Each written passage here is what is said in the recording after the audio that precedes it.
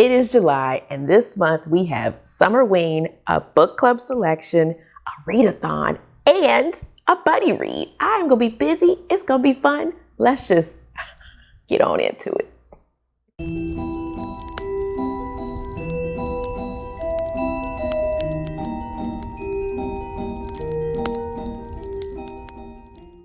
Hello, hello, hello. My name is Nakia. Welcome to my channel. Did you enjoy my new intro? I hope you did. Feel free to let me know in the comments. I have been wanting a new intro for so long. I've worked on it. I worked on it with my daughter. She did my original one, but I wanted a new one to represent all the types of reading that I do. I just love this new one, and she did such a good job. And like I said, it was a collaborative effort. I drive her crazy in the process, but I think it turned out well. So anyway, let's get into what I plan to read for this month of July. As I said in the intro, you see the shirt. Let me give you the full view. Yes, I'm doing Summerween. I am officially participating in Summerween for the first time. I'm so excited. I have missed Winterween, Spring Flingoween, because every time they make their announcement, I have already planned my TBR and it's too late for me to squeeze it in. But this time, I got plenty of notice. I got all the prompts and I was like, we're gonna find a book, we're gonna do it. So here we are, let's talk about it, shall we? In case you don't know, Summerween is hosted by Gabbyreads and Oliviareadsalatte. I will put links to both of their channels below. I will try to remember to put also their announcement videos below too, but don't hold me to that. This is a weekend reading event where we're all gonna read spooky books and also make spooky treats. We'll see about that part. I will say this one was a little more challenging because one of the prompts was, you don't have to do them all, but I was trying to. But one of the prompts is read a book with haunt in the title. And that's the one I was really focused on because the other one was read a slasher. And you know, I don't do slasher books. So I was like digging and digging. I didn't want to go to the usual haunting of ... books because there's a ton of those out there. And I was really trying to pick something other than Darcy Coates. So I was digging, and I swear, like this week, I'm filming this on a Sunday. I found this book like on Thursday. And I found this book through Well Read Beard. I will put a link to his channel below as well. He reads a lot of unique horror books, indie horror books. I had already read a short story collection by this author, Ronald Kelly. I read a book of his this past October called The Halloween Store. And I think I gave it like 3.5 stars. So pretty good. I enjoyed pretty much every story. I got through them all. I didn't skip any stories, so that's a plus. And I had some that I really enjoyed. He had one that I loved, and you could always check out my review on Goodreads. Yeah, so anyway, I was excited when I found this, a short story collection, because here are some of the other prompts. Read a book in the dark or night. I pretty much do that all the time anyway. And this is on my Kindle, so it's perfect. I can do both. Prompt number 2, read a book with Halloween colors on the cover. I was also really trying to make sure I did this prompt because I wanted the Halloween vibes, the spooky vibes. You know, it's my favorite holiday, favorite time of the year. If you didn't know, now you know. As I said, prompt number 3 is a book with haunt in the title. 4, read a slasher, which I already said. We're going to skip that, but we'll just pretend maybe there's a short story in here that has that. I don't know. And then, as I said, prompt number 5, bake or make a treat with your spooky read. I will probably just have some coffee with my pumpkin spice. I don't bake, so we're not going to do that. But anyway, what book did I choose, dare you say? If you don't know about Ronald Kelly and you have no idea, I chose Haunt of Southern Fried Fear. I love this cover. Just look at it. It gives me Creepshow vibes. If you don't know, Creepshow is one of my favorite movies. Creepshow 1 and 2. I love the TV show. I am just Creepshow.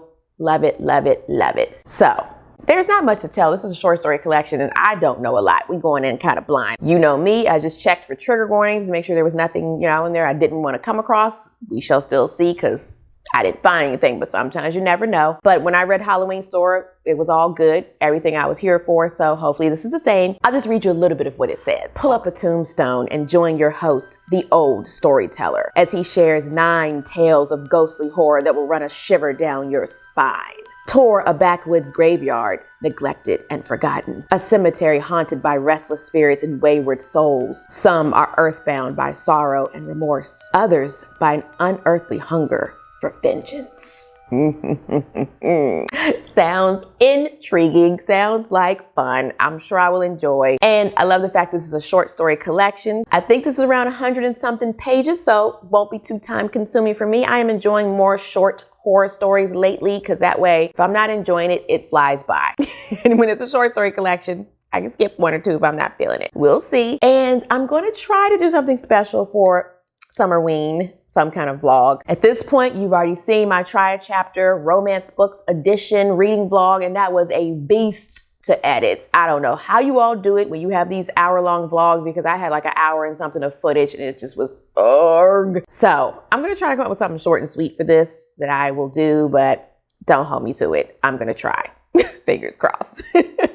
So book number 1, check. Let's move on. And while we are on the subject of the romance book reading vlog, if you haven't seen it, I will link it here because it has to do with the book that I'm going to read. So if you haven't seen that vlog and you don't want it to be spoiled, you can skip ahead to the next book. But if you've seen it, you already know I am going to read a romance book.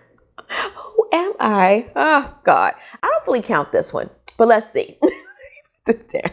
So in that vlog, there was only one book that I enjoyed, that I could stomach, that I was interested in, that I wanted to proceed with. And that book is, drum roll please, Get a Life, Chloe Brown by Talia Hibbert. So many of you were like, read a book by Talia Hibbert. You have to read a book by Talia Hibbert. And I have been hearing so many people enjoy her books. So I was curious previously, and the little bit that I read clearly got me intrigued enough to keep going. So I will say though, when I was getting ready to do my TBR, I was like, do I really still want to read this book? I just can't believe I'm doing this. If you don't know, this book is about some sisters. There's 3 of them, I believe, but this one is about Chloe. And she has a near-death experience, and afterwards she decides to take life by the balls, by the horns, whatever the saying is. And she decides she is going to try to live it up and experience things more. And on her list of things she wants to do, she has enjoy a drunken night out, ride a motorcycle, go camping, have meaningless but thoroughly enjoyable sex, travel the world with nothing but hand luggage, and ... do something bad. Now by that, I was not intrigued. I was like, I'm not here for this. I did not realize the author Talia Hibbert is from the UK. So we get a UK voice in this book. And I love that. When I started reading, I was like, getting a hint of Britishness here. Don't move on. Chloe and her sisters are of class and decorum, and they live in this building. And there's a handyman in the building named Redford Red Morgan. I love that name, but everyone calls him Red. And it seems as though Chloe is annoyed by him, that he's just like the bad boy with the tattoos and, like I said, the handyman, and he thinks she can't stand him. Because we get 2 POVs. We start off with Chloe and then we switch to Red's POV, and he won my heart. I hope I end up enjoying him because he could possibly be a book crush, because just the things he said about her when I read the first chapter, I didn't finish the whole first chapter, but I read a good amount of it. I was like, oh, so sweet, so nice. Anyway, so it seems as though we have an enemies to lovers trope, which I realize that's probably what I prefer, because I just don't like the pining and the constant gushing over someone. I like it when you gotta work for what you want. You gotta work for it. So it seems as though he has to work for Chloe's heart, but I don't know. Also, we found out that Chloe suffers from chronic pain, which also, you know, is interesting. I don't know a lot about that, so I am more curious about it. I think it's fibromyalgia. I think, don't quote me if I'm wrong. I will put it here on the screen. She's just very fascinating, and I found him interesting as well. So I will be reading this. Hopefully I don't DNF it. Stay tuned. Like I said, I don't even know who I am. I don't think I'm gonna be reading more romance books. This is probably gonna be one and done, because when you watch that vlog, I barely picked this one out. It's still not my thing. But I will say, from that vlog, it helped me to not complain as much about romance that creeps into my other books, my other genres, because the romance that I came across in those other books, it drained me. That's all I got to say. So let's move on. Okay, next up, we have the book club selection for the Literally Dead book club run by Kayla over at Books and Lala, and that is The House Across the Lake by Riley Sager. I'm worried. Tell y'all a little secret. I have heard nothing. This is not the secret. I have heard nothing but bad things about this book. I mean, nothing. I have been trying to avoid things, but I have just been seeing 1 star, DNF just flying across my Goodreads. And I'm like, this is the secret. Why is this the book club selection I picked? I'm worried. This is my first time doing a live show for a book club, and I'm concerned because I'm hoping I don't DNF it. I'm gonna try not to DNF. I'm just gonna probably have to do a lot of skimming if I'm that bored, because everybody has just been saying it's boring. And I checked out the audiobook because usually if I'm having trouble with a book, the audiobook will help. It's terrible. If you go look, even on Audible, it has like 2 stars. The woman who's narrating sounds like she's 70, but the woman in this book is not that age. I don't know why the audiobook narrator sounds like that. I can't even stomach it, so I'm gonna have to brave this one alone. But in case you don't know, let me tell you what it's about. I've talked about this book enough though in a couple of my anticipated releases videos. So I'm gonna keep this short and sweet. We are following this woman named Casey, who it says she's recently widowed. She goes to her family's lake home in Vermont. While she's there, she does what you do when you've recently left your job and recently widowed. You drink and watch your neighbors, I guess. So yeah, she's watching the neighbors, and one day when she's at the lake, the neighbors across the way are this couple. One day when she's at the lake, the woman from that couple almost drowns and she saves her or whatever, and they become friends. And then one day, the woman from the couple goes missing, and Casey decides to take it upon herself to figure out what happens to her. And that's all I know. This sounds too much like The Woman in the Window, which I DNF'd like in 2020. I did not like it. Didn't care for the movie, so I'm concerned. But I'm more concerned with people saying this is boring, because that has never been a problem of mine with Riley Sager thus far. But I will say, this is already also a spoiler for my June wrap up. I am not having fun with Riley Sager lately. I decided to catch up on the other books of his that I hadn't read, which was Final Girls and The Last Time I Lied. And previously I had always said he was one of my favorite authors, but I think I'm gonna have to take that card away. But stay tuned for my June wrap up. And then after I read this book, I plan to do a Riley Sager ranking video. It'll probably be in August, and it's already gonna be difficult. But anyway, he is quickly slipping down off the top authors list. So anyway, as I said, we'll be reading this in July. We'll be joining Kayla and Elias for the live book club discussion. We don't have a date yet, but as soon as we do, I will post it on my community tab. It will be on Instagram, all that good stuff. Just stay tuned. So wish me luck. I don't know what I'm doing with myself in this month of July, because I have quite a few books that I'm worried about, because this next one I'm a little concerned too. This one is a buddy read that I'm doing with my buddy Tori Morrow. If you don't know her, you should. I will have her channel linked below. I love her channel. She mainly reads sci-fi and fantasy, and that's where I get a lot of my inside scoop on the sci-fi books. We don't always agree on books, but I still love her. I love her channel. I love to hear what she has to say. And like I said, she's wonderful. So we are going to be reading The Book of Night by Holly Black. We'll have it here. This was also, I think, on my most anticipated books of 2022 list. And like House Across the Lake, I've been hearing not the best things, but I won't say this one's nowhere near like House Across the Lake. I've just been hearing like 3-star reviews. People are just kind of like, eh. But what concerns me about this one is that some people who read a lot of sci-fi and fantasy have said the magic system in this book is a little complicated. And I don't know if I'm ready for that. But I was like, I don't care. I still want to read it. It still intrigues me. And here's why. This one is about a woman named Charlie Hall, where it says she has never found a lock she couldn't pick, a book she couldn't steal, or a bad decision she wouldn't make. So this book has some thuggery. We got stealing and all that kind of stuff, but it also deals with magic, as I said before. I have to read from this synopsis because this is more complicated. I can't remember everything. And it says, she spent half her life working for glomists, magicians who manipulate shadows to peer into locked rooms, strangle people in their beds, or worse. Ooh. Glomists guard their secrets greedily, creating an underground economy of grimoires. And to rob their fellow magicians, they need Charlie Hall. As we know, as we see, Charlie is involved, as I said, in some thuggery. And we got these glomists coming up and trying to get her to help them out with their secrets and sneakery. And then she also has this boyfriend who's hiding things from her. Her sister wants to get into magic. And she also has some past she's running from. So yeah, there's a lot going on in this book, but it just seems like it's going to be very interesting. I'm always here for like the,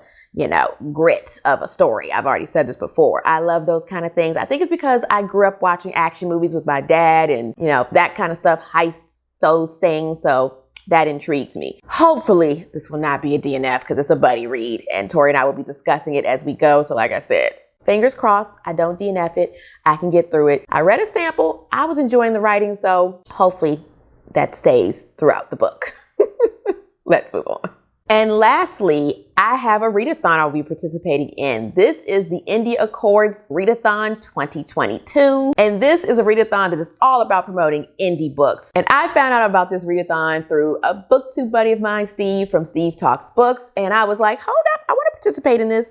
This readathon will be running through the whole month of July. So I found a short story collection that is a novella that has been on my list for a while, thanks to Steve. And the way this readathon runs, they have teams. You pick a team that you want to be with. Of course, there are prompts, and we have a board here. I will put up here on the screen. I am going for the row that is straight across at the top, which I'm going to be doing read a host's favorite, read an author from a different country, and read a book for the cover. Now we have 3 teams. We have Team Narwhal, Team Independent Kitties, and Team Dark Knight. Now, I'm going to be on Team Dark Knight with Steve and Lana from Lore and Lullabies. And the book that I chose for this readathon is Myths and Megaliths by Catherine McCarthy. Now, she's from Wales, so we have a book by an author in a different country.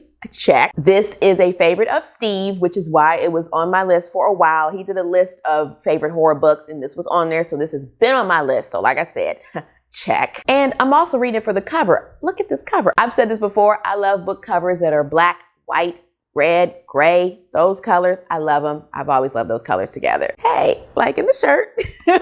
So, as I said, this is a short story collection. Not a lot to say, but I'll tell you what it says. Welcome to Wales, land of myths and megaliths, where mythical creatures and ancient spirits lurk in the strangest of places. This collection of 10 supernatural stories offers a flurry of folklore, a gathering of ghosts, and even a cosmic cave creature. So, I know that this has been described as a slow horror, comfy, cozy. That is my thing. Atmospheric. I hope it is. I'm ready to cuddle up with this book and get comfy, cozy, turn the lights down low. It'll be on my Kindle. It's available on Kindle Unlimited. I will have the website for the India Accords Readathon linked below, where you can get all the information, including the prompts, how long it's running, all the teams, the point system, the way you can sign up, all that good stuff. This will be posted, I think, before the last date you can sign up, which is July 4th, I hope. And yeah, hope you'll join along. So, my wonderful people, that wraps up everything I'm going to be reading in the month of July. Feel free to let me know in the comments if you're going to be participating in any of these readathons or Summerween, or if you're reading House Across the Lake for the Literally Dead Book Club. I want to know. Give me all the details. And as always, I will have the ways you can support my channel linked below. And I also want to say thank you to anyone who has donated to me recently. I really appreciate it. Every dime you give generally goes towards books. I also have on there that is for coffee and tea, but I usually put it towards books. So again, I am so grateful for all the donations. You can always donate on my Ko-fi account. As I said, link is below. And I think that about wraps it up. So until next time, snuggle up in your hideaway with a good book, unplug as much as possible, especially from the news. Be kind to all kind, and I will see you in the next video. Bye.